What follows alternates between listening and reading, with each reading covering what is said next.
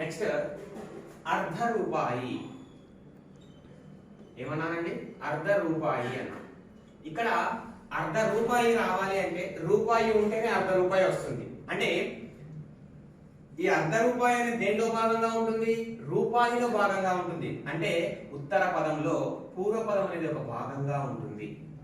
అవునండి? చూడండి, ఉత్తర పదంలో పూర్వ పదం ఒక భాగంగా ఉంటుంది.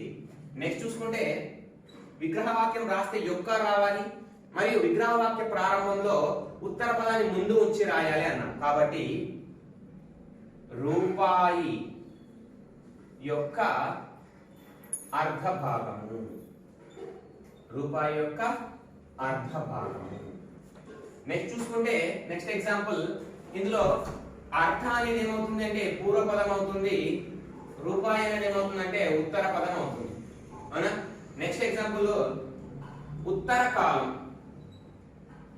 ఉత్తర కాలం, కాలం యొక్క ఉత్తర భాగం, కాలం యొక్క ఉత్తర భాగం, ఉత్తర భాగం. నెక్స్ట్ చూసుకుంటే పావు గంట, పావు గంట,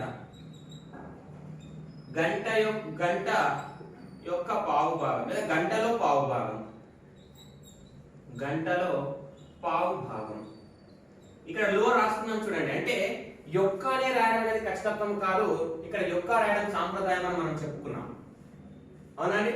ఈ విధంగా ఉత్తర పదంలో మనకు పూర్వ పదం అనేది ఒక భాగంగా ఉంటుంది. విగ్రహ వాక్యం రాసే సమయంలో ఉత్తర పదాన్ని ముందు ఉంచి రాయాలి. యొక్క అనేది రాయడం సాంప్రదాయం మాత్రమే. యొక్క అనేది మనకు సమాస పదంలో లోపించి విగ్రహ వాక్యంలో కనిపిస్తుంది. ఎక్కడ లోపిస్తుందండి? సమాస పదంలో లోపించి విగ్రహ వాక్యంలో మనకు కనిపించడం జరుగుతుంది. నెక్స్ట్ పూర్వపదము మరియు ఉత్తర పదము రెండు డు మూగు అనేటువంటి ఏకవచనాన్ని సూచించేవి లేదా లు అనేటువంటి బహువచనాన్ని సూచించే ప్రథమా విభక్తి ప్రత్యయాలకు చెంది ఉంటాయి అని చెప్తున్నాం. నెక్స్ట్ ఇంకొన్ని ఎగ్జాంపుల్ ప్రథమా విభక్తి అంటే ప్రథమ తత్పురుష సమాసాన్ని చూసుకుంటే మధ్యాహ్నం, మధ్యాహ్నం ఎలా రాస్తాం? అహ్నము యొక్క మధ్య భాగము, అహ్నము యొక్క మధ్య భాగము, అహ్నము యొక్క మధ్య భాగం. నెక్స్ట్ చూసుకుంటే నడిరేయి, నడిరేయి, రేయి యొక్క నడిమి భాగము, రేయి యొక్క నడిమి భాగం, రేయి యొక్క నడిమి భాగం. నెక్స్ట్ ముంజేయి, ముంజేయి చేయి యొక్క ముందు భాగము, చేయి యొక్క ముందు భాగము, చేయి యొక్క ముందు భాగము. నెక్స్ట్ చూసుకుంటే మనకు పూర్వకాయము, పూర్వకాయము కాయము యొక్క పూర్వ భాగము, కాయము యొక్క పూర్వ భాగము, కాయము యొక్క పూర్వ భాగము. అర్ధయోజనము, అర్ధరాజ్యాన్ని మనం ఏం చెప్తున్నాం? మళ్ళీ అర్ధయోజనము అంటున్నాం. అర్ధయోజనము, అర్ధయోజనము, యోజనము యొక్క అర్ధ భాగము, అర్ధ భాగము. నెక్స్ట్ చూసుకుంటే అర్ధరాత్రి, అర్ధరాత్రి రాత్రి యొక్క అర్ధ భాగము, రాత్రి యొక్క అర్ధ భాగము. ఈ విధంగా ఉండేటువంటి ఉదాహరణలు దేనికి చెందుతాయంటే ప్రథమా తత్పురుష సమాసానికి చెందుతాయి. నెక్స్ట్ చూసుకుంటే ఇంకొక ఉదాహరణ ఔదల, ఔదల అంటే తల యొక్క ముందు భాగము, తల యొక్క ముందు భాగము, తల యొక్క ముందు భాగము. మనకు ఈ విధంగా వచ్చేటువంటి ఉదాహరణలన్నీ దేనికి చెందుతాయంటే ప్రథమా తత్పురుష సమాసానికి చెందిన ఉదాహరణలుగా చెప్తాం. ఓకేనండి? మళ్ళీ ఒకసారి చెప్తున్నాను చూడండి. ప్రథమా తత్పురుష సమాసము దీనే ఏకాదేశ సమాసం అని కూడా పిలుస్తాం. ప్రథమా తత్పురుష సమాసాన్ని ఏమంటామండి? ఇవన్నీ ఉదాహరణలు దేనికి చెందినవి? ప్రథమా తత్పురుష సమాసానికి, ప్రథమా తత్పురుష సమాసానికి చెందినవి. నెక్స్ట్ ఈ ప్రథమా తత్పురుష సమాసాన్ని ఏమని పిలుస్తామంటే ఏకాదేశ సమాసం అని కూడా పిలుస్తాం. ఏకాదేశ సమాసము. ఇక్కడ సందులో చెప్పుకున్నాం ఆదేశము అంటే శత్రువు వలె వచ్చి చేరడము అని అర్థం. ఇక్కడ చూసుకుంటే ఏకా ప్లస్ ఆదేశ అని ఉంది. ఆదేశ అంటే చిన్నయ సూరి ప్రకారం ద్వితీయ మొదలుకొని విభక్తులతో ఏర్పడేటువంటి సమాసాన్ని తత్పురుష సమాసము లేదా వ్యధీకరణ సమాసము అని పిలుచుకున్నామని చెప్పాం. ఇక్కడ చిన్నయ సూరి ప్రకారము ప్రథమ లేదు, కానీ శత్రువులా వచ్చింది కాబట్టి ఆదేశము అంటున్నాము. ఆదేశంగా ఏదొచ్చింది? ప్రథమ. ప్రథమ అంటే ఏమిటి? ఏకము. ఏక అంటే ఏమిటి? ప్రథమ. అంటే ఏకా తత్పురుష సమాసం అని కూడా పిలవచ్చు అనే అర్థం దీన్ని బట్టి. అవునా? ఇక్కడ ఏకా తత్పురుష సమాసంలో ఏకా తత్పురుష సమాసం ఎలా వచ్చింది? చిన్నయ సూచే పేర్కొనబడకపోయినప్పటికీ శత్రువుల ఆదేశంగా వచ్చింది కాబట్టి దీన్ని ఏకాదేశ సమాసము అని పిలవడం జరుగుతుంది. ఓకేనండి. నెక్స్ట్ ప్రథమ తత్పురుష సమాసంలో పూర్వపదము ఉత్తరపదము రెండు ప్రథమా విభక్తి ప్రత్యయాలను కలిగి ఉంటాయి. నెక్స్ట్ విగ్రహ వాక్యం రాసే సమయంలో ఉత్తర పదాన్ని ముందు ఉంచి రాయాలి. సమాస పదంలో యొక్క లోపించి విగ్రహ వాక్యంలో కనిపిస్తుంది. యొక్క రాయడం ఒక సాంప్రదాయం మాత్రమే. నెక్స్ట్ యొక్క అనేది రాయడం సాంప్రదాయం మాత్రమే. పూర్వపదం అనేది ఉత్తర పదంలో ఒక భాగంగా ఉంటుంది. పూర్వపదం అనేది ఉత్తర పదంలో ఒక భాగంగా ఉంటుంది. ఈ విధంగా ఉండేదాన్ని ఏమంటామంటే ప్రథమ తత్పురుష సమాసాలు అని పిలవడం జరుగుతుంది. ఏమని పిలుస్తాం? ప్రథమ తత్పురుష సమాసము అని పిలవడం జరుగుతుంది. నెక్స్ట్ చూసుకుంటే ద్వితీయ తత్పురుష సమాసం. ద్వితీయ తత్పురుష సమాసం. ద్వితీయ తత్పురుష సమాసం అంటే పూర్వపదం చివరన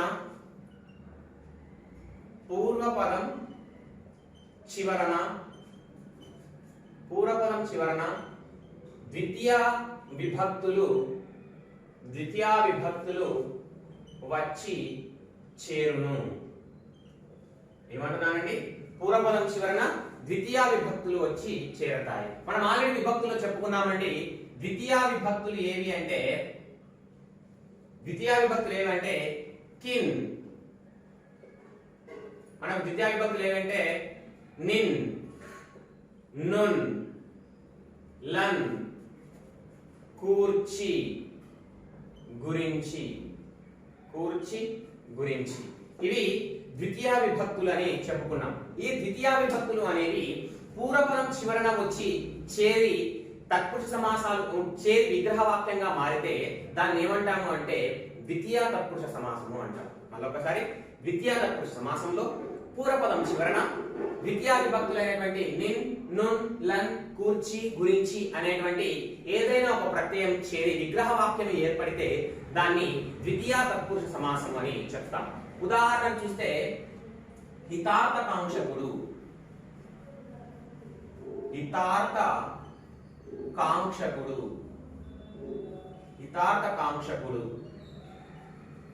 ఓకే, హితార్థకాంక్షకుడు అంటే హితాన్ని కాంక్షించువాడు. విద్యార్థి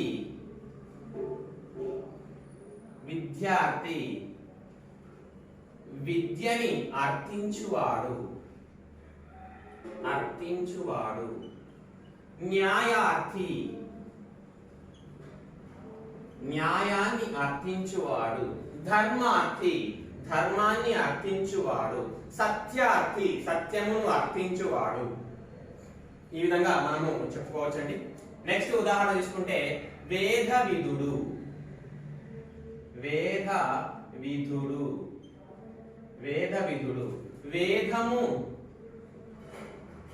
వేదమును తెలిసినవాడు. ఇక్కడ చూసుకుంటే వేద విధుడు. న్యాయ విధుడు న్యాయమును తెలిసినవాడు. ధర్మ విధుడు ధర్మమును తెలిసినవాడు. సత్య విధుడు సత్యమును తెలిసినవాడు. అవునా? వేద విధుడు. పురాణ విధుడు పురాణాలు తెలిసినవాడు. ఏ విధంగా చెప్పుకుంటామండి. నెక్స్ట్ న్యాయశాస్త్రము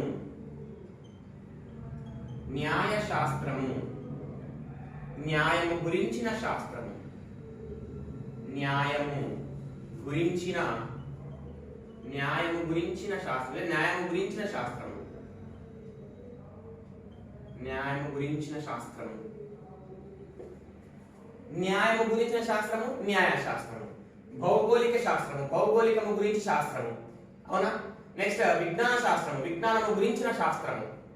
అర్థమవుతుంది. ఈ విధంగా ఏదైనా ఒక విషయం గురించి చెప్పే శాస్త్రాన్ని విషయం ముందు పెట్టి గురించిన శాస్త్రం అని రాసేస్తాం. ఓకే, నెక్స్ట్ ఉదాహరణ చూసుకుంటే మనకు నిన్ నున్ గురించి అయిపోయింది. లన్ గురించి చూస్తే గోపాలుడు.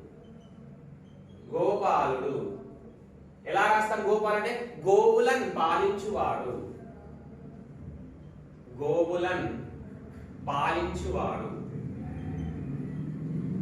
గోవులను పాలించువాడు. నెక్స్ట్ కూర్చి చూస్తే బ్రహ్మ విత్తములు. బ్రహ్మ విత్తములు. బ్రహ్మ విత్తములు అంటే బ్రహ్మ గురించి తెలిసిన వాడు.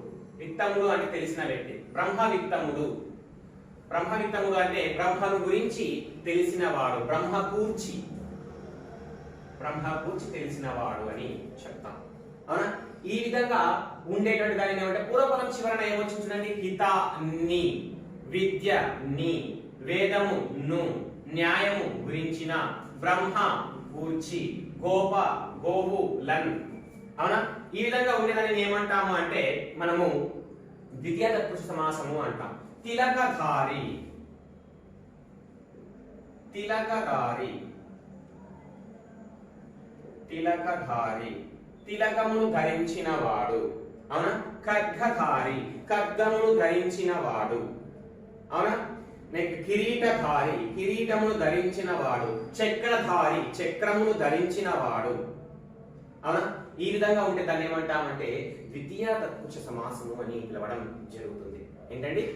పూర్వపదం చివరన ద్వితీయ విభక్తులు చేరి ఏర్పడేటువంటి సమాసాన్ని ద్వితీయ తత్పురుష సమాసం అని పిలుస్తాం. ద్వితీయ విభక్తులు ఏవి అంటే నిన్, నున్, లన్, కూర్చి, గురించి అనేటువంటివి ఉదాహరణలుగా చెప్పడం అనేది తెలుస్తుంది. ఇవి పూర్వపదం చివరన వస్తే ఏర్పడేటువంటి సమాసము ద్వితీయ తత్పురుష సమాసముగా మనము చెప్తాం. ద్వితీయ తత్పురుష సమాసముగా చెప్తాం. నెక్స్ట్ తృతీయ తత్పురుష సమాసము.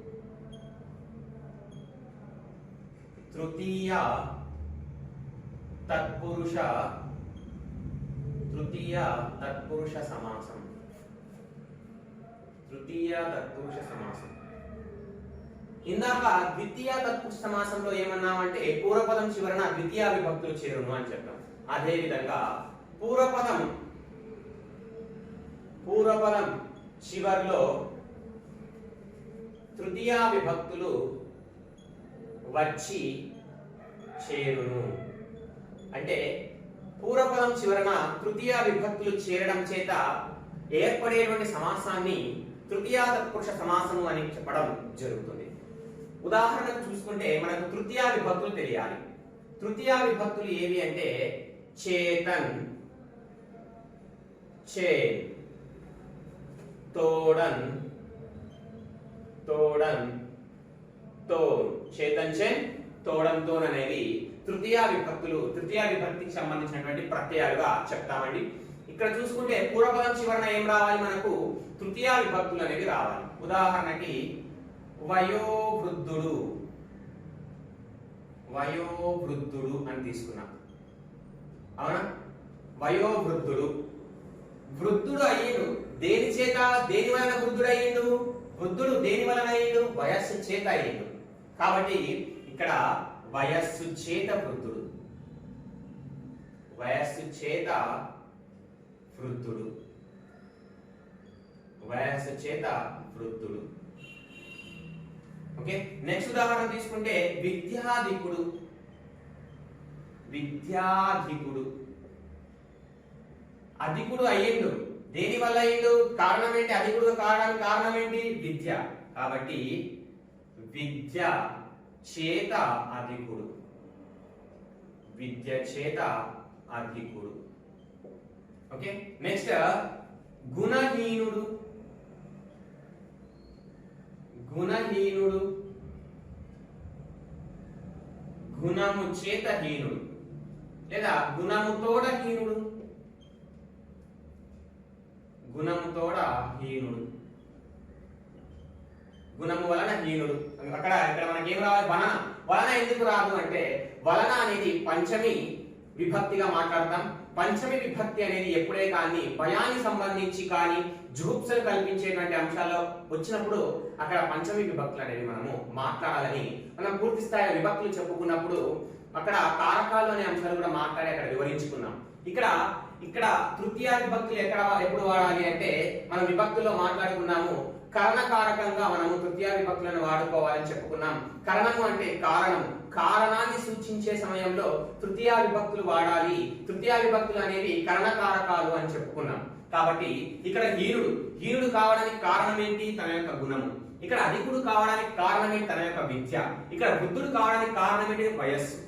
కాబట్టి ఈ విధంగా ఏదైనా ఒక అంశం చెప్పేటప్పుడు కారణాన్ని సూచించాల్సిన సమయంలో మనకి ఏమొస్తాయంటే తృతీయ విభక్తులు వస్తాయి. ఎందుకు అంటే తృతీయ విభక్తులు అనేవి కరణకారకాలు అని మనము చెప్పుకున్నాం. ఓకే, నెక్స్ట్ ఉదాహరణ చూసుకుంటే ధనహీనుడు. ధనం కారణంగా హీనుడుగా మారిపోయాడు కాబట్టి ధనము చేత హీనుడు అని మాట్లాడతాం. నెక్స్ట్ చూసుకుంటే కష్టార్జితం. కష్టము చేత ఆర్జితము, కష్టము చేత ఆర్జితము. నెక్స్ట్ ఖడ్గయుద్ధం. ఖడ్గములతో యుద్ధం. వాగ్యుద్ధం, వాక్కులతో యుద్ధం. నెక్స్ట్ చూసుకుంటే జొన్న రొట్టె. జొన్నలతో రొట్టె. రాగి జావ, రాగితో జావ. అవునండి. నెక్స్ట్ చూసుకుంటే భాష పంచమం. భాషతో పంచమం ఏమంటున్నామండి? భాష పంచమం అంటున్నాం. అవునా? భాషతో లేదా భాష చేత పంచమం అని చెప్పుకుంటాం. ఈ విధంగా పూర్వపదం యొక్క చివరలో మనకు తృతీయ విభక్తులు చేరితే మనం ఏమంటామంటే అది తృతీయ తత్పురుష సమాసంగా చెప్తాం. ఇప్పుడు కష్టార్జితం అని రాస్తున్నాం కాబట్టి కష్టము తోడ ఆర్జితము, కష్టము తోడ ఆర్జితం అని రాసుకుంటాం. ఖడ్గయుద్ధం, ఖడ్గంతో యుద్ధం. ఇక్కడ చూడండి పూర్వపదం చివరన ఏమొస్తున్నాయి? తృతీయ విభక్తులు కనిపిస్తున్నాయి. జొన్న రొట్టె, జొన్నలతో రొట్టె. భాష చేత పంచమం. ఈ విధంగా మనకు పూర్వపదం చివరన తృతీయ విభక్తులు చేరితే ఆ సమాసాన్ని ఏమంటాము అంటే తృతీయ తత్పురుష సమాసము అని పిలవడం జరుగుతుంది. తృతీయ విభక్తులు ఎక్కడ కనిపిస్తాయి? తృతీయ విభక్తులు అనేవి మనకు పూర్వపదం చివరన కనిపిస్తాయి. ఏ సమయంలో కనిపిస్తాయి అంటే కారణాన్ని సూచించడానికి కరణకారకంగా మనం తృతీయ విభక్తులను ఉపయోగిస్తామని చెప్పుకున్నామండి ఆల్రెడీ కారకాలు విభక్తుల గురించి మాట్లాడే సమయంలో. ఓకే, నెక్స్ట్ వచ్చేసి మనకు చతుర్థి తత్పురుష సమాసము. నెక్స్ట్ ఏంటండి? చతుర్థి తత్పురుష సమాసం. చతుర్థి తత్పురుష సమాసం. చతుర్థి తత్పురుష సమాసం. అక్కడ పూర్వపదం చివరన తృతీయ విభక్తులు వస్తే తృతీయ తత్పురుష సమాసం అని చెప్పుకున్నాం. అదే విధంగా ఇక్కడ పూర్వపదం చివరన చతుర్థి విభక్తి చేరితే దాన్ని ఏమంటామంటే చతుర్థి తత్పురుష సమాసం అని పిలుస్తాం. చతుర్థి తత్పురుష సమాసంలో చతుర్థి విభక్తులు మనకు తెలియాలి. చతుర్థి విభక్తి ఏవి అంటే కొరకున్ కై, కోసం. కోసం అన్నా కై అన్నా కొరకు అన్నా ఒకటే కాబట్టి కొరకున్ కై కోసం అంటే దీని యొక్క వివరణ అని చెప్పుకోవచ్చు. ఓకే, ఈ కొరకున్ కై అనేటువంటి విభక్తులు ఈ ప్రత్యయాలు ఎక్కడ ఉంటాయంటే చతుర్థ విభక్తిలో ఉంటాయి. ఈ ప్రత్యయాలు అనేవి ఎక్కడ చేరతాయి అంటే పూర్వపదం యొక్క చివరన వచ్చి చేరడం జరుగుతుంది. ఓకేనండి. నెక్స్ట్ ఈ చతుర్థ విభక్తులు ఎప్పుడు ఉపయోగించాలి అంటే దానాన్ని సూచించే సమయంలో ఉపయోగించాలి. ఓకేనండి. దానాన్ని సంప్రదానం చేసే సమయంలో సంప్రదానం అనేటువంటి కారకాన్ని సూచించే సమయంలో చతుర్థి విభక్తిని ఉపయోగించాలి. దానము, త్యాగము అనేటువంటి విషయాన్ని తెలియజేసే సమయంలో మనకు ఈ కరణకారకం మనకి ఏమొస్తాయంటే సంప్రదాన కారకాలైనటువంటి చతుర్థి విభక్తి ప్రత్యయాలు అనేవి వచ్చి చేరడం జరుగుతుంది. చతుర్థి విభక్తి అనేది దేనికి చెందింది? సంప్రదాన కారకానికి సంబంధించినవిగా చెప్తాం. దానము, త్యాగము అనే విషయంలో మనకు ఈ చతుర్థి విభక్తి ప్రత్యయాలు అనేవి రావడం జరుగుతుంది. ఉదాహరణ తీసుకుంటే సభాభవనము, సభాభవనము, భవనము. ఈ భవనమును నిర్మించుకున్నావు, అవునా? నిర్మించుకున్న భవనాన్ని దేనికోసం కేటాయించుకున్నావు? దేనికోసం త్యాగం చేయించబడ్డావు? ఇంట్లో నువ్వు ఒక భవనాన్ని నిర్మించుకొని ఈ గది దీనికి అని చెప్పుకున్నాం. అంటే ఏర్పాటు చేసుకున్న భవనములో ఈ గది అనేది సభ కోసము త్యాగం చేశావు, సభ కొరకు దానం చేసుకున్నావు, నీకై నీవు దాన్ని ఎంపిక చేసుకున్నావు. అలాంటి సమయంలో నువ్వేం ఉపయోగించాలి? చతుర్థి విభక్తులు ఉపయోగించాలి. కాబట్టి నువ్వేం రాయాలి? సభ కొరకు భవనము, సభ కొరకు భవనము, సభ కొరకు భవనము. పూజ గది, పూజ కొరకు గది. వంట గది, వంట కొరకు గది, అవునా? చదువుల గది, చదువుల కొరకు గది. ఈ విధంగా ఏర్పాటు చేసుకున్న దేనికి ఒక దానికి త్యాగం చేయబడి ఎంపిక చేయబడి ఉంటుందో దానికి సంబంధించినట్టయితే అప్పుడు చతుర్థి విభక్తులు అనేవి, చతుర్థి విభక్తి ప్రత్యయాలు అనేవి వచ్చి పూర్వపదం చివరన చేరడం జరుగుతుంది. నెక్స్ట్ చూసుకుంటే తిండి గింజలు, తిండి గింజలు, తిండి గింజలు. గింజలు తీసుకొచ్చుకున్నాం, తీసుకొచ్చి దేనికి కొరకు దానం చేస్తున్నాం? తిండి కొరకు దాన్ని కేటాయిస్తున్నాం, తిండి కొరకు దాన్ని ఎంపిక చేస్తున్నాం. కాబట్టి తిండి కొరకు గింజలు, తిండి కొరకు గింజలు. నెక్స్ట్ చూసుకుంటే దూడగడ్డి, దూడగడ్డి, దూడ కొరకు గడ్డి, దూడ కొరకు గడ్డి. నెక్స్ట్ వంట కట్టెలు, వంట కట్టెలు, వంట కొరకు కట్టెలు, వంట కొరకు కట్టెలు, వంట కొరకు కట్టెలు. పాల కవర్లు, పాల కోసం కవర్లు, పాల కవర్లు, పాల కోసం లేదా పాలకై కవర్లు, పాల కొరకు కవర్లు, పాల కోసం కవర్లు. నెక్స్ట్ చూసుకుంటే ఆట స్థలం, ఆట కొరకు స్థలం, భవన స్థలం, భవనం కొరకు స్థలం. అర్థమవుతుంది. నెక్స్ట్ చూసుకుంటే మనకు స్వరాజ్య సమరం, స్వరాజ్య సమరం, స్వరాజ్య సమరం అంటే స్వరాజ్యం కొరకు సమరం. సమరం దేని కొరకు? స్వరాజ్యం కొరకు, అవునా? సమరం అనేది దేని కొరకు ఎంపిక చేస్తున్నావు? ఎంపిక చేయబడింది అక్కడ స్వరాజ్యం కొరకు. యుద్ధం అనేది ఎంపిక చేయబడింది. స్వరాజ్యం కొరకు అక్కడ మాట మంతి అనేది ఎంపిక చేయబడింది. స్వరాజ్యం కొరకు అక్కడ మనకు ఇక్కడ సమరం అనేది ఎంపిక చేయబడింది, అక్కడ మాట మంతి అనేది ఎంపిక చేయబడింది. ఇక్కడ లిఖిత పూర్వక పత్రాలు అనేవి ఎంపిక చేయబడ్డాయి, అవునా? దేని కొరకు? స్వరాజ్యం కొరకు అని చెప్తాం. నెక్స్ట్ చూసుకుంటే మనకు తిండి గింజలు యాగశాల, యాగశాల, యాగము కొరకు శాల. ఇప్పుడు అదే విధంగా యోగశాల, యోగం కొరకు అంటే యోగ చేయడం కొరకు శాల. నెక్స్ట్ పొట్టకూడు, పొట్టకూడు, పొట్ట కొరకు కూడు, పొట్టకై కూడు. గురుదక్షిణ, గురుదక్షిణ, గురువు కొరకు దక్షిణ, అవునా? అంటే ఈ విధంగా త్యాగము, దానము, ఎంపిక ఏదైనా ఒక దాన్ని ప్రత్యేకంగా ఎంపిక చేయడము అనేటువంటి అంశాలను తెలియజేసే సమయంలో సాంప్రదాన కారకాలుగా మనం వేటిని ఉపయోగిస్తాము అంటే కొరకుకై అనేటువంటి వాటిని ఉపయోగించడం జరుగుతుంది. ఓకేనండి. చతుర్థి విభక్తి ప్రత్యయాలు అనేవి పూర్వపదం చివరన కనబడితే దాన్ని చతుర్థి తత్పురుష సమాసం అని చెప్పడం జరుగుతుంది. ఇక్కడ ఈ చతుర్థి విభక్తి ప్రత్యయాలు ఏంటంటే కొరకుకై, కోసం అని చెప్పడం జరుగుతుంది. ఓకే. సభాభవనం సభ, తిండి గింజలు తిండి, దూడగడ్డి దూడ, వంట కట్టెలు వంట, పాల కవర్లు పాలు, ఆట స్థలము ఆట, స్వరాజ్యము యాగము యోగ, పొట్ట గురు. ఇవన్నీ పూర్వపదం చివరన ఏమొచ్చాయి? చతుర్థి విభక్తి ప్రత్యయాలు అనేవి వచ్చి చేరడం జరిగింది.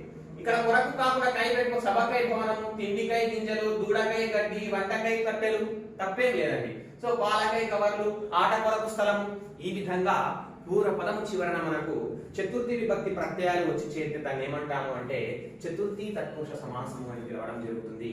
చతుర్థి తత్పురుష సమాసంలో చతుర్థి విభక్తి ప్రత్యయాలు కనిపిస్తాయి. అవి ఏంటంటే కొరకు, కై, కోసం. ఇవి ఎక్కడ ఉపయోగించాలి అంటే సాంప్రదాన కారకాల సమయంలో ఉపయోగించాలి. మనము విభక్తులు కారకాలు చెప్పే సమయంలో చెప్పుకున్నాం. ఓకే, నెక్స్ట్ పంచమి తత్పురుష సమాసము.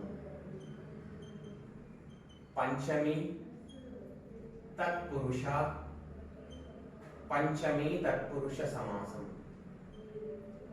పంచమి తత్పురుష సమాసం. పంచమి తత్పురుష సమాసం. పంచమి తత్పురుష సమాసంలో భాగంగా మనకు పూర్వపదం చివరన పంచమి విభక్తులు వచ్చి చేరును. పంచమి విభక్తులు ఎక్కడ చేరుతాయి? పూర్వపదం చివరన పంచమి విభక్తులు వచ్చి చేరడం జరుగుతుంది. నెక్స్ట్ పంచమి విభక్తులు చేరుతాయి కాబట్టి పంచమి తత్పురుష సమాసం అని పిలవడం జరుగుతుంది. పంచమి విభక్తులు ఏవి కావాలి? పంచమి విభక్తులు ఏవైనా అంటే మనకు వలనన్, వలనన్, కంటెన్, పట్టి. వలనన్, కంటెన్, పట్టి అనేవి పంచమి తత్పురుషం పంచమి విభక్తి యొక్క ప్రత్యయాలుగా చెప్తాం. ఈ పంచమి విభక్తులు ఎప్పుడు ఉపయోగించాలంటే ఆపాదాన కారకంలో ఉపయోగించాలి. అంటే ఆపాదానం అంటే అపాయము, భయము, జుగుప్స వంటి భయానకము వంటి అంశాలను తెలియచేయాల్సిన సమయంలో అక్కడ మనము ఆపాదాన కారకాలుగా పంచమి విభక్తి ప్రత్యయాలను మనము ఉపయోగిస్తాం. ఏంటి? ఆపాదాన కారకంగా ఆపాదాన కారకాన్ని సూచించాల్సిన సమయంలో పంచమి విభక్తులు అనేది చెప్తాం. ఆపాదానం అంటే అపాయము, భయము, జుగుప్స వంటి అంశాలన్నింటినీ తెలియజే సమయంలో మనం ఏం ఉపయోగిస్తామంటే వలనన్, కంటెన్, పట్టి అనేటువంటి పంచమి విభక్తి ప్రత్యయాలు అనేవి సూచిస్తామండి. ఉదాహరణకు చూస్తే మనకు చోర భయము, చోర భయము. భయము ఎవరి వల్ల? భయం అనే సంబంధంలో మనం ఏం ఉపయోగించాలన్నా పంచమి విభక్తులు ఉపయోగించాలన్నా. కాబట్టి చోరుడి వలన, చోరుడి వలన భీతి. భీతి అంటే కూడా భయం. కాబట్టి చోర భీతి అన్నాం అనుకో, మనం ఏం రాసాం? చోరుడి వలన భీతి. దొంగ భయం అని రాసుకుంటే దొంగ వలన భయం. భీతి అంటే భయము అని అర్థం. నెక్స్ట్ అగ్ని భయం. అగ్ని భయం, అగ్ని వలన భయం. తండ్రి భయం, తండ్రి వలన భయం. స్నేహితుడి భయం, స్నేహితుడి వలన భయం. ఈ విధంగా ఏదైనా సరే భయానికి సంబంధించి సూచించే సమయంలో మనము పంచమి విభక్తి ప్రత్యయాలు ఉపయోగించుకోవడం జరుగుతుంది. నెక్స్ట్ చూసుకుంటే చోర భయది, దొంగ భయము, అగ్ని భయము. నెక్స్ట్ ప్రాణాధికుడు. ప్రాణాధికుడు, ప్రాణము కంటే అధికుడు. ప్రాణము కంటే అధికుడు, ప్రాణము కంటే అధికుడు. నెక్స్ట్ అధమా అధముడు.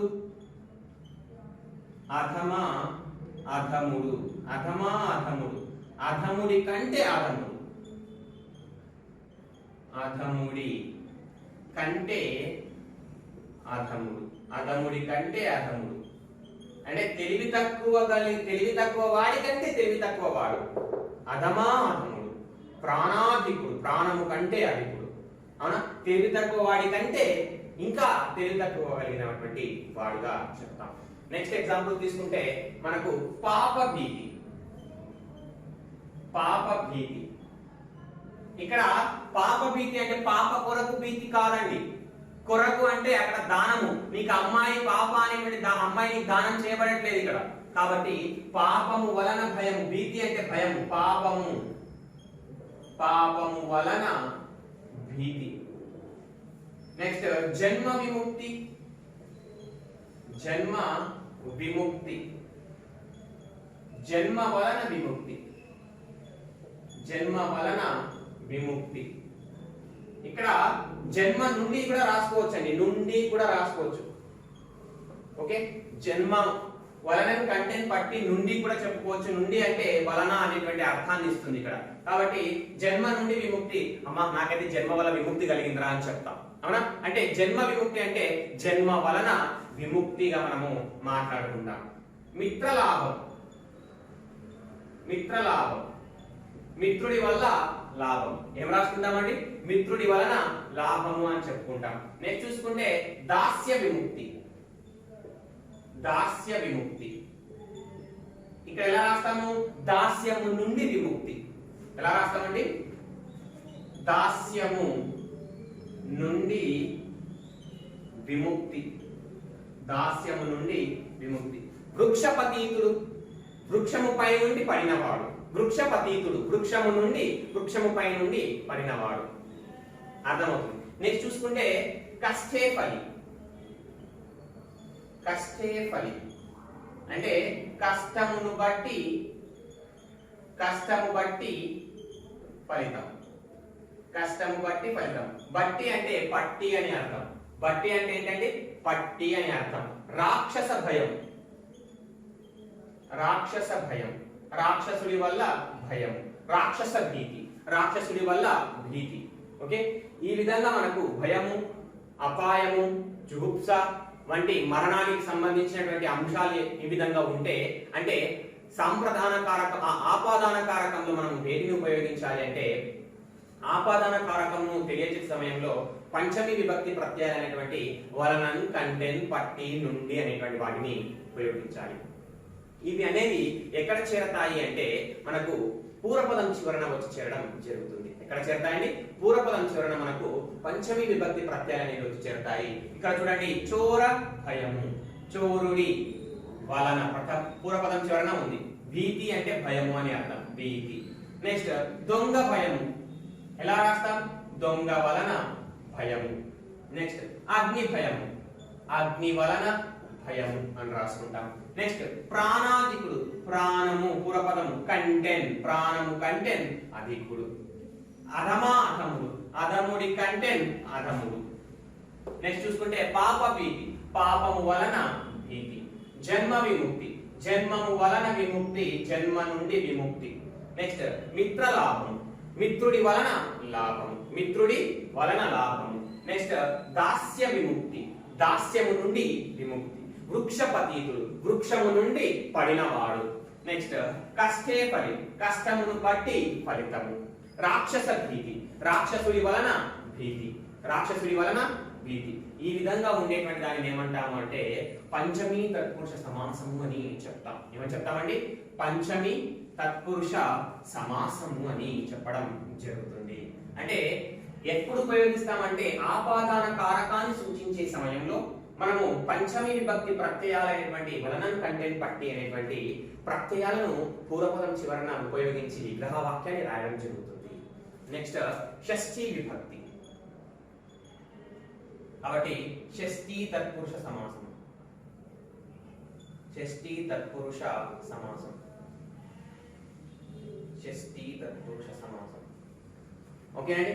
షష్ఠీ తత్పురుష సమాసం అంటే పూర్వపదం చివరన షష్ఠీ విభక్తి ప్రత్యయాలు అనేవి వచ్చి చేరతాయి. పూర్వపదం చివరన ఏం చేరతాయి? షష్ఠీ విభక్తి ప్రత్యయాలు అనేవి పూర్వపదం చివరన వచ్చి చేరడం జరుగుతుంది. షష్ఠీ విభక్తి ప్రత్యయాలు ఏంటి అంటే కిన్, కున్, యొక్క, లో, లోపల. కిన్, కున్, యొక్క, లో, లోపల అనేటువంటివి దేనికి చెందినవి అంటే మనకు షష్ఠీ విభక్తి ప్రత్యయాలుగా చెప్తాం. ఇవి ఎక్కడ చేరతాయంటే పూర్వపదం చివరన వచ్చి విగ్రహ వాక్యంలో మనకు కనబడడం జరుగుతుంది. సమాస పదంలో లోపిస్తాయి. ఓకేనండి. నెక్స్ట్ ఉదాహరణ చూసుకుంటే షష్ఠీ తత్పురుష సమాసానికి ఉదాహరణ తీసుకున్నాం అనుకోండి, మనకి మహిపతి, మహిపతి, మహికి పతి, మహికి పతి. నెక్స్ట్ సేనాపతి, సేనాపతి, సేనకి పతి, సేనకి పతి. నెక్స్ట్ మూడవ చూసుకుంటే భుజ బలం, భుజ బలం, భుజము యొక్క బలం, భుజము యొక్క బలం, భుజము యొక్క బలం. నెక్స్ట్ చూసుకుంటే నా గొడవ, నా గొడవ, నా యొక్క గొడవ, నా యొక్క గొడవ. నెక్స్ట్ ఖగేంద్రుడు, ఖగేంద్రుడు, ఖగేంద్రుడు.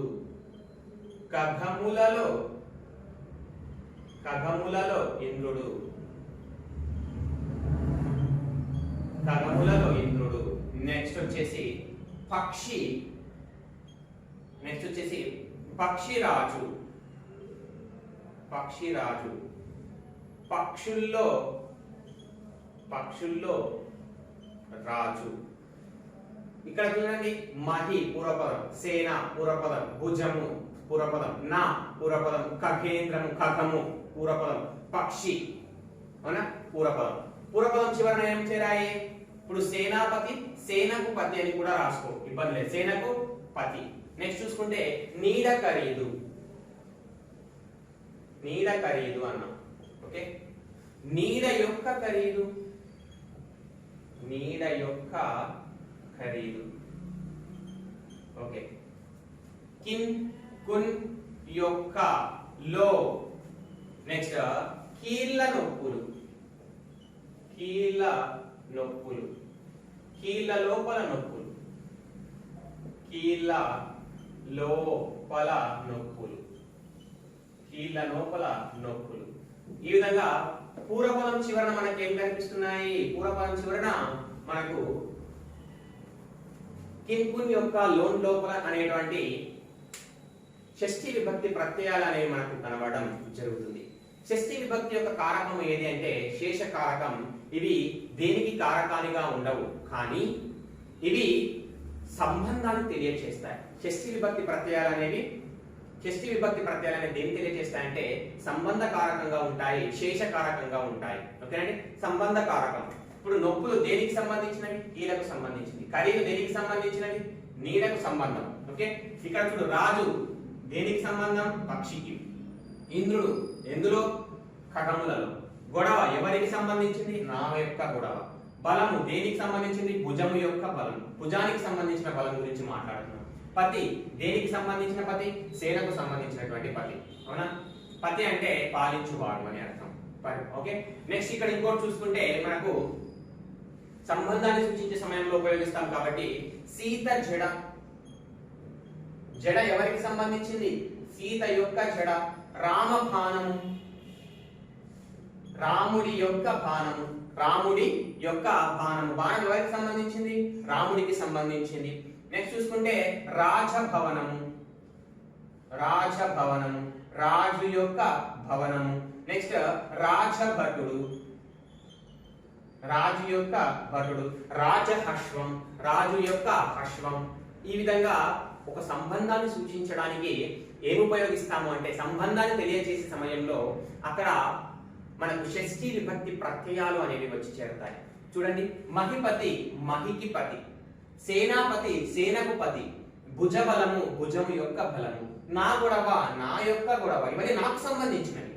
ఖగేంద్రుడు ఖగములలో ఇంద్రుడు, పక్షిరాజు పక్షుల్లో రాజు, నీడ ఖరీదు నీడ యొక్క ఖరీదు, కీళ్ళ లోపల నొప్పులు, సీత యొక్క జడ, రాముడి యొక్క బాణము, రాజు యొక్క భవనము, రాజు యొక్క భటుడు.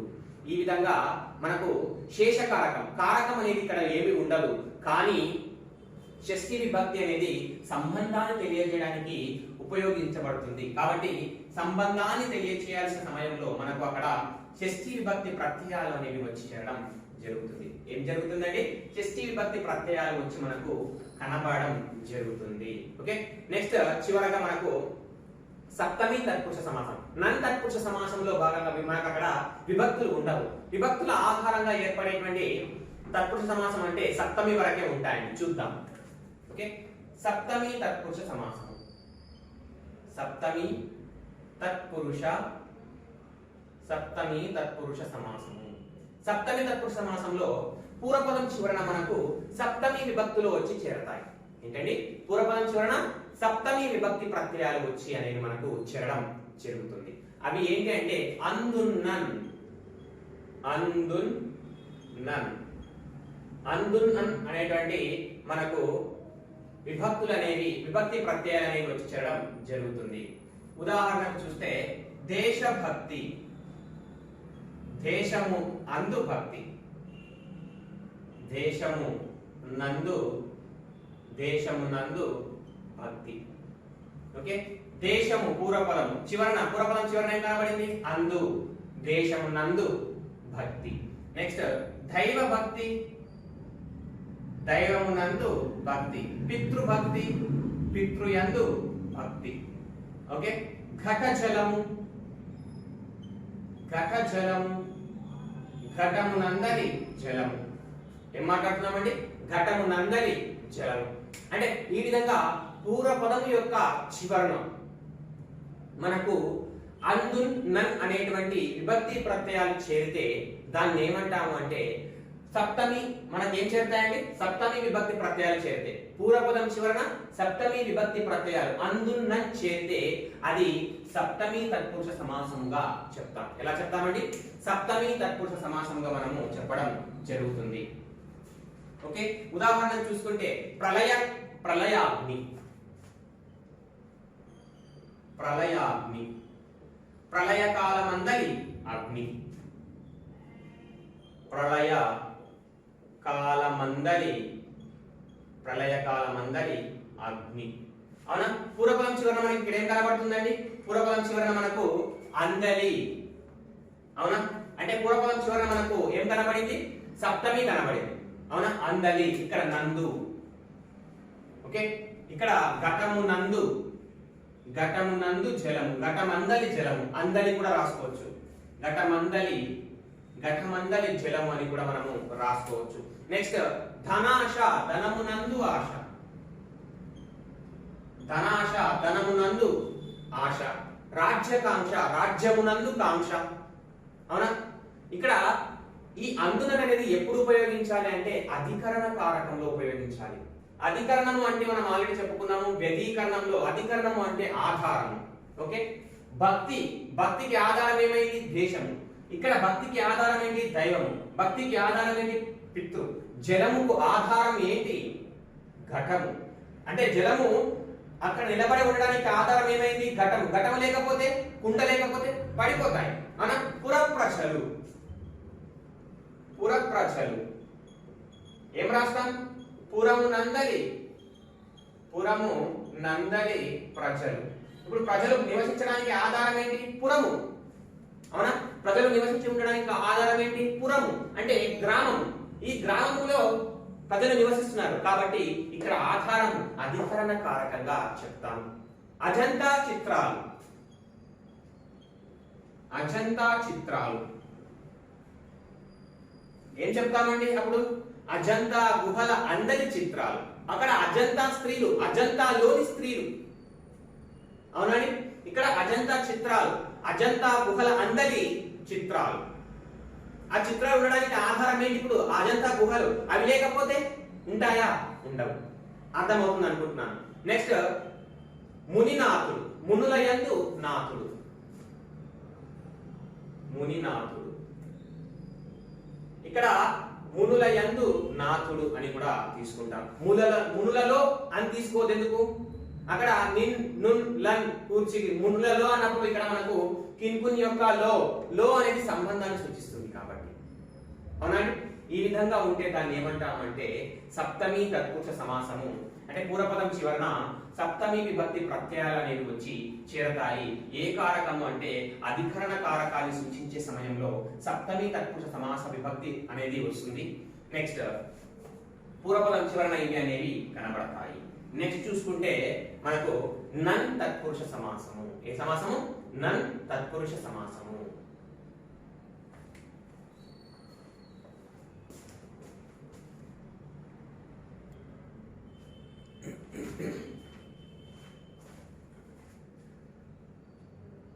నెక్స్ట్ నన్ తత్పురుష సమాసం. నన్ తత్పురుష సమాసం, నన్ తత్పురుష సమాసం. నన్ తత్పురుష సమాసము అంటే వ్యతిరేకార్థ సమాసము అని అర్థం. ఏంటండి? వ్యతిరేకతను తెలియజేసే సమాసము, వ్యతిరేకతను సూచించే సమాసము అని అర్థం. నన్ అంటే వ్యతిరేకత, నన్ అంటే అర్థం ఏంటంటే వ్యతిరేకత అని అర్థం. కాబట్టి వ్యతిరేకతను సూచించే తత్పురుష సమాసం ఏది అంటే నన్ తత్పురుష సమాసము అని పిలవడం జరుగుతుంది. ఓకే, సంస్కృతంలో నన్ అంటే అర్థం ఏంటి అంటే వ్యతిరేకము అని అర్థం. నన్ అంటే అర్థం ఏంటి? వ్యతిరేకము. నెక్స్ట్ ఇక్కడ నన్ను సూచించే సమయంలో అంటే సంస్కృతంలో వ్యతిరేకతను సూచించడానికి నన్ను ఉపయోగించాం. అదే వ్యతిరేకతను తెలుగులో సూచించడం కోసం ఏమున్నాయంటే రెండు ఉన్నాయి. అన్ ఆ, అన్ ఆ. పదం ఆ ఎప్పుడు వస్తుంది, అన్ ఎప్పుడు వస్తుంది అంటే ఏదైనా ఒక పదాన్ని వ్యతిరేకార్థంగా సూచించడం కోసము సంస్కృతంలో నన్ను ఉపయోగిస్తారు. నన్ను అంటే వ్యతిరేకార్థము అని చెప్పాము. సంస్కృతంలో వ్యతిరేకార్థంగా నన్ను ఉపయోగిస్తే తెలుగులో వ్యతిరేకార్థంగా ఏం ఉపయోగిస్తామంటే అన్ కామా ఆలను ఉపయోగించడం జరుగుతుంది. ఓకే, ఈ ఆ అనేటువంటి వ్యతిరేకార్థాన్ని సూచించేటువంటి వర్ణకం, అన్ అనేటువంటి వర్ణకం ఎప్పుడు చేరుతాయంటే పదం అనేది హల్లుతో ప్రారంభమైతే, పదం హల్లుతో ప్రారంభమైతే వ్యతిరేకార్థంగా ఆ వచ్చి చేరుతుంది. పదం అచ్చుతో ప్రారంభమైతే, పదం అచ్చుతో ప్రారంభమైతే వ్యతిరేకార్థంగా అన్ వచ్చి చేరుతుంది.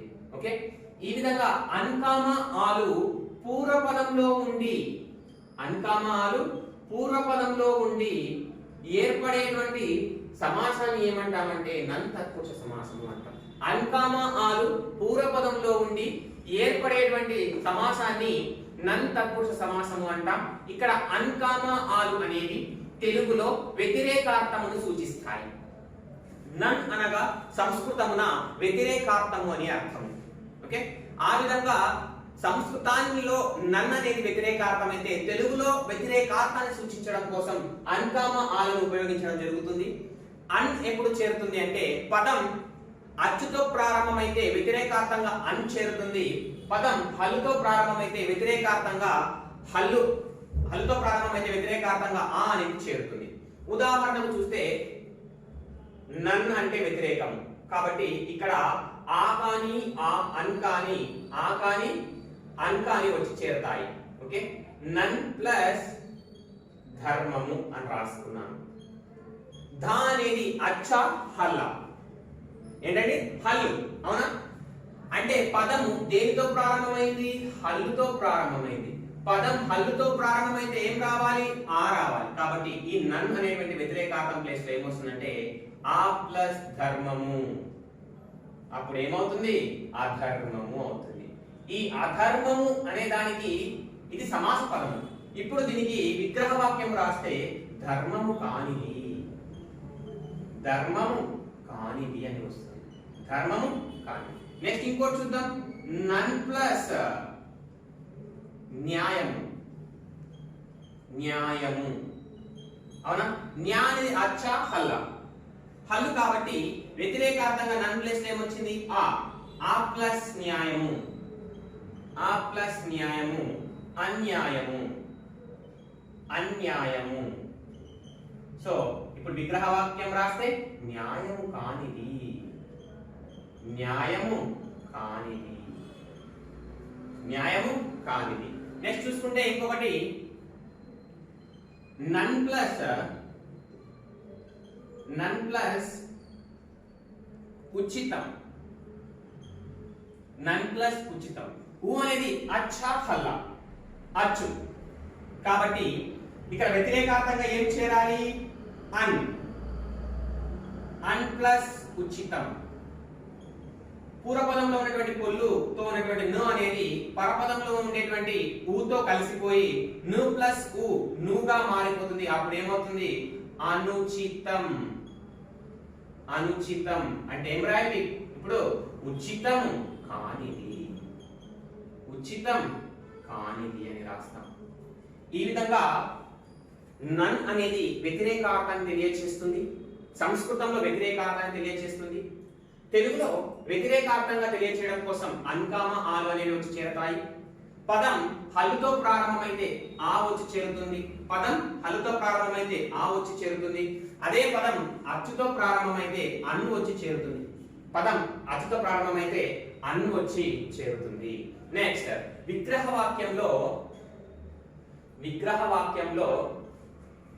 విభక్తి ప్రత్యయాలు లేని సమాసం. ఏమంటున్నానండి? విగ్రహ వాక్యంలో విభక్తి ప్రత్యయాలు లేని సమాసం ఏది అంటే నన్ తత్పురుష సమాసంగా చెప్తాం. ఓకేనండి? గుర్తుపెట్టుకోండి, ప్రథమా తత్పురుష సమాసము అనేదేమో చిన్నయ సూరి చేత బాల వ్యాకరణంలో పేర్కొనబడని తత్పురుష సమాసము ఏది అంటే ప్రథమా తత్పురుష సమాసం. విగ్రహ వాక్యంలో విభక్తి ప్రత్యయాలు లేని సమాసము ఏది అంటే మనకు నన్ తత్పురుష సమాసంగా చెప్తాం. ఇది నన్ తత్పురుష సమాసంగా విగ్రహ వాక్యంలో విభక్తి ప్రత్యయాలు లేకపోతే నన్ తత్పురుష సమాసము.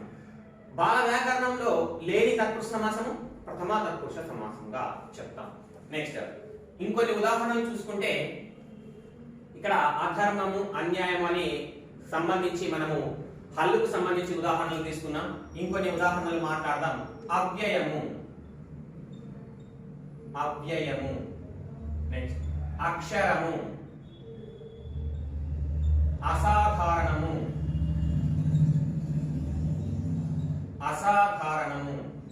అక్రమము,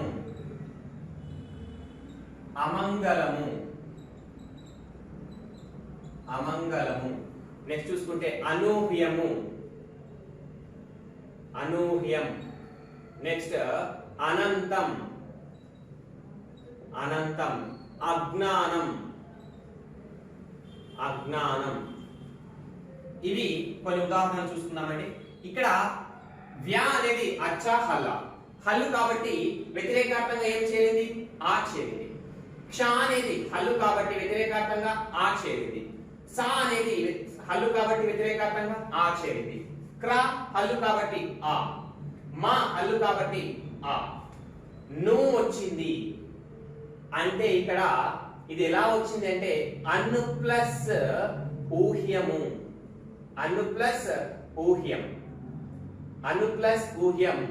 ఊ అనేది అచ్చు కాబట్టి ఏమవుతుంది? ఈ ఊ అనేది నూతో కలిసిపోయి నూగా మారుతుంది. అప్పుడు అనూహ్యం అవుతుంది. అనంతం అంటే ఇక్కడ అన్ను ప్లస్ అంతం. అంతం అనేది అచ్చుతో ప్రారంభమైంది కాబట్టి అన్ చేరి ను ప్లస్ ఆ నాగా మార్పు చెందుతుంది. అప్పుడు అనంతం అవుతుంది. ఇక్కడ అనూహ్యం అవుతుంది. విగ్రహ వాక్యాలు రాస్తే అవ్యయము వ్యయము కానిది, అక్షరము క్షరము కానిది, అసాధారణము సాధారణము కానిది, అక్రమము క్రమము కానిది, అమంగళము మంగళము కానిది, అనూహ్యం ఊహించనిది లేదా ఊహ్యం కానిది, అనంతం అంతం కానిది, అజ్ఞానం జ్ఞానం కానిది. ఈ విధంగా ఉంటే దాన్ని ఏమంటామంటే మనము నన్ తత్పురుష సమాసము అని పిలవడం జరుగుతుంది. దీంతోనే మళ్ళీ మనకు అబల అనుంది. అబల అంటే బలం లేనిది. ఎవరు? స్త్రీ. నెక్స్ట్ ఇక్కడ అజ్ఞానం అన్నాం. ఇక్కడ ఏమంటున్నానంటే అజ్ఞాని అంటున్నాను. తేడా గమనించండి. అజ్ఞాని అంటేనేమో జ్ఞానం లేనివాడు. అజ్ఞాని అంటే ఏంటి? జ్ఞానం లేనివాడు లేదా లేనిది. అంటే ఎవరైనా ఉండొచ్చు, స్త్రీ ఉండొచ్చు, పురుషుడు ఉండొచ్చు, ఆ వ్యక్తి ఉండొచ్చు, ఈ వ్యక్తి ఉండొచ్చు, నేను ఉండొచ్చు, మీరు ఉండొచ్చు, ఎవరైనా ఉండొచ్చు, చెప్పలేము. కాబట్టి ఆ జ్ఞానం అంటే జ్ఞానం లేనివాడు లేదా జ్ఞానం లేనిది. అనర్హుడు అంటే అర్హత లేనివాడు. అనర్హురాలు అంటే అర్హత లేనిది. అర్హత లేనిది. ఇక్కడ కూడా ఇక్కడ చూసుకుంటే అనర్హుడు అంటే పూర్వపదంలో ఉండే ఆకు ప్రాధాన్యత లేదు. అర్హుడు అనేటువంటి ఉత్తర పదానికి కూడా ప్రాధాన్యత లేదు. అవునా? ఉత్తర పదానికి ప్రాధాన్యత లేదు, పూర్వ పదానికి ప్రాధాన్యత లేదు. ఈ రెండు కలిసిపోయి ఏర్పరిచినటువంటి విగ్రహ వాక్యంలో ఇంకెవరో దాగి ఉన్నారు. అది నేనై ఉండొచ్చు, జ్ఞానం లేనివాడు నేను ఉండొచ్చు, లేకపోతే ఇంకో ఎక్స్ పర్సన్ ఉండొచ్చు, వై పర్సన్ ఉండొచ్చు.